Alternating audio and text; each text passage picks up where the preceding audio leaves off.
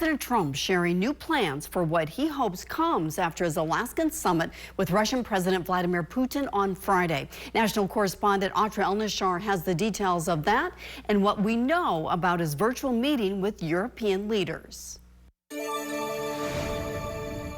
Before heading to Joint Base Elmendorf-Richardson in Anchorage for a summit with Russian President Vladimir Putin, President Trump huddling virtually with European allies Wednesday morning. We had a very good call. He was on the call. President Zelenskyy was on the call.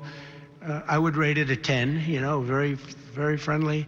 Earlier this week, Trump made it seem inevitable that Ukraine would have to give up territory as part of a deal to bring an end to Russia's war. Europe standing firm with Ukraine against this idea. After the call, as he's done throughout the week, President Trump tempering expectations for what his meeting with Putin will yield. I'm going to find out where we are and what we're doing. You think this is a listening exercise for the president? This is really a feel-out meeting, a little bit. The president says if things with Putin go well enough, he wants to see a second meeting almost immediately. Between President Putin and President Zelenskyy and myself, if they'd like to have me there.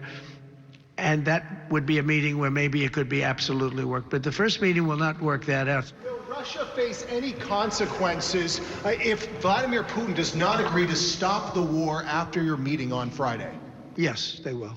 Yeah. What will the consequences There will be be? consequences. Sanctions, tariffs? There will be, I don't have to say, there will be very severe consequences. The president has already threatened countries that buy Russian oil with 100% secondary tariffs if Russia didn't end its war by last week. So far, only India has been hit with a 25% levy. Treasury Secretary Scott Bessent saying this Wednesday. I could see if things don't go well, then sanctions or secondary tariffs could go up. When asked whether he's confident he can convince Putin to stop targeting civilians in Ukraine, Trump says no, that in the past he's had what he thought were good conversations about this with Putin, only to hang up and see that Russian forces hit another civilian target. In Washington, I'm Atra Elnashar.